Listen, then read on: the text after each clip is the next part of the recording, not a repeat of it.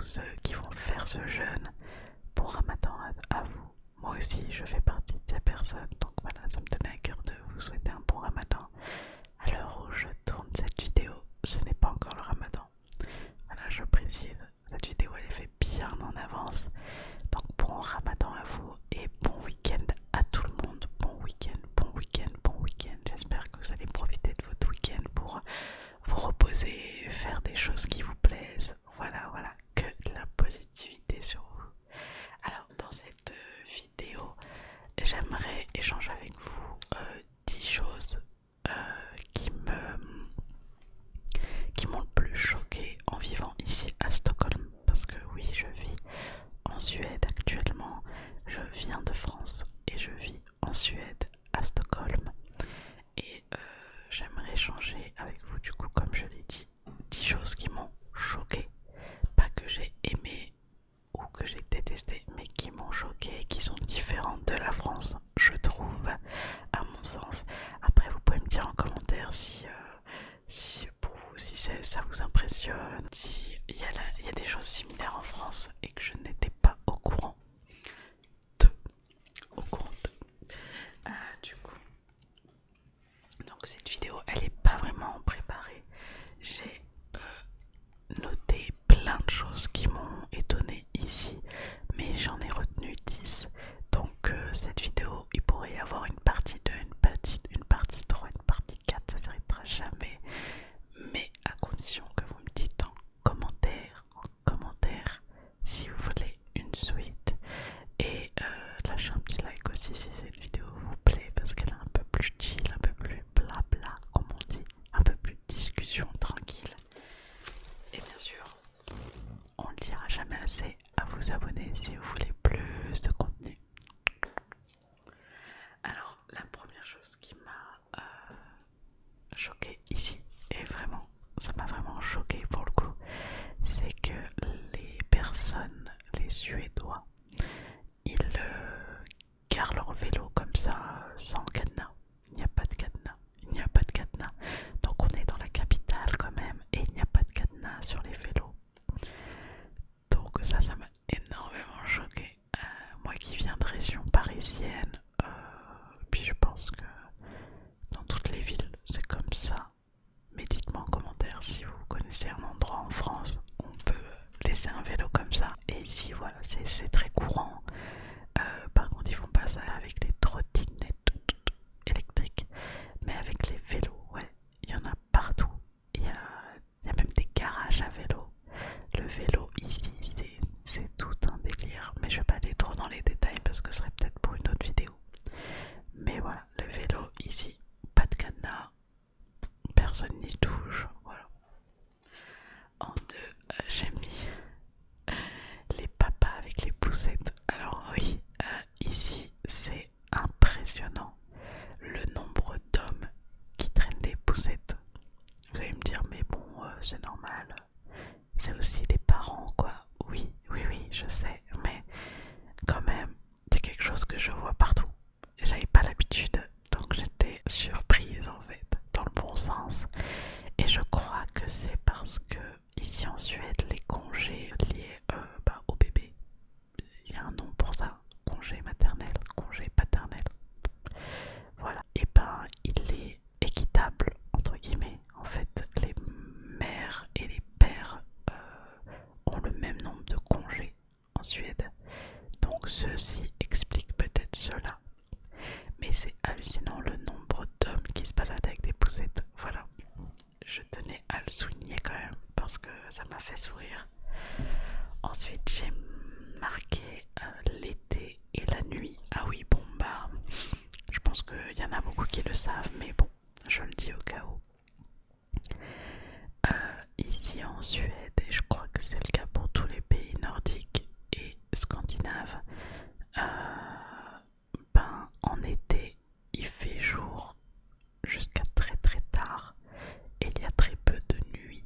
Alors je sais plus c'était quelle heure, mais et même la nuit, c'est pas une nuit noire quoi, il fait pas vraiment nuit en été. C'est très bizarre, c'est très perturbant. Là je viens de passer la période hivernale et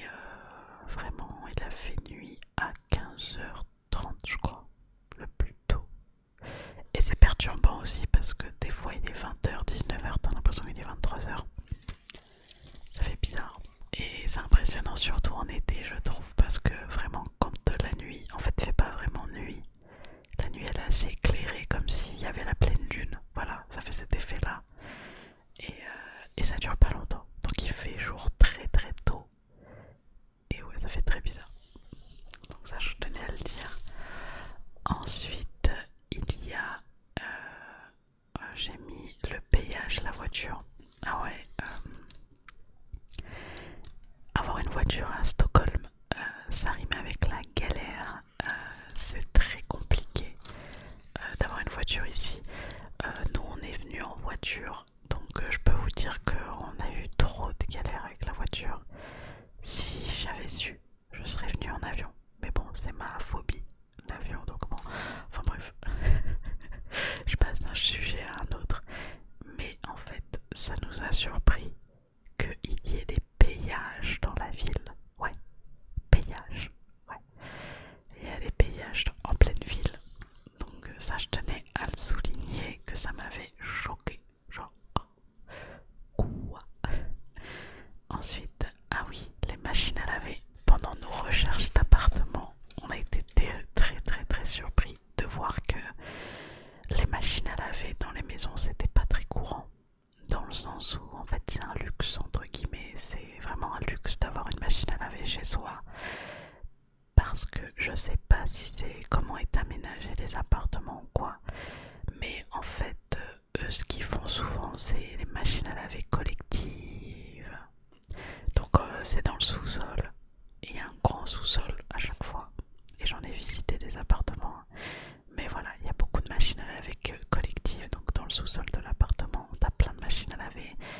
Et l'habitant, le résident de l'appartement doit réserver son jour où il va laver ses vêtements. Je crois qu'en France, ça se fait plus dans des trucs communautaires, genre les trucs pour étudiants peut-être, ou les foyers, ou les trucs comme ça. Mais c'est pas quelque chose qu'on voit dans tous les appartements, alors qu'ici c'est dans tous les appartements. Et du coup, moi, j'ai pas l'habitude. Là, j'ai la chance d'être dans un appartement actuellement où la machine à laver est chez nous. Et donc, c'est pas une machine à laver collective. Mais ça nous a choqués. On n'était pas au courant, donc voilà. Ensuite, qu'est-ce que j'ai noté? Les habitants et les rideaux. Ah ouais, aussi quelque chose qui m'a surprise et que j'avais pas l'habitude en France, c'est que ici les personnes en fait dans leur maison, dans leur appartement, ils laissent tout transparent. En fait, il n'y a pas de rideau. Il y a des volets souvent, mais en fait ils mettent pas les volets. Donc du coup, quand tu te balades en ville, que tu te balades dans les rues, tu vois les gens vivre leur vie dans leur maison. Mais c'est normal quoi. Mais tu les vois dans leur maison, dans leur cuisine, dans leur salon. Bon, faut pas trop insister pour regarder parce que c'est bizarre, mais en fait, j'étais trop surprise de voir comment les gens sont super à l'aise à ce niveau-là et qu'ils ont pas de rideau et tout. Ça les dérange pas que les passants les voient, mais j'ai l'impression que les passants les regardent même pas. Enfin bref, ça m'a vraiment choqué. Ah, choqué. Ensuite, qu'est-ce que j'ai noté? Ah oui, les bouteilles d'eau. Oh mon dieu. Il n'y a pas de pack d'eau ici. Voilà, tout simplement. Et ben c'est simple. Tu vas en magasin. Les bouteilles sont vendues à l'unité. C'est parce qu'en fait les gens boivent principalement au robinet ici. Apparemment l'eau du robinet est bonne. Je dis apparemment parce que je ne sais pas si c'est vraiment le cas. Mais en tout cas tout le monde boit au robinet l'eau. Et ça moi c'est très bizarre. Je sais qu'en France il y en a qui boivent aussi au robinet. Je bois l'eau filtrée moi. Et des fois l'eau de bouteille. Et en fait eux non pas du tout. Donc quand on avait demandé à un employé d'un magasin où étaient les packs d'eau, pourquoi il n'y avait pas de pack d'eau, ben, il a pas compris de quoi on lui parlait. Il a dit l'eau c'est comme ça, c'est à l'unité quoi. Voilà, donc ça m'a choqué. Ah. Ensuite quoi d'autre? Les chiens. Ah ouais, ici c'est des amoureux des chiens, ils aiment beaucoup les chiens.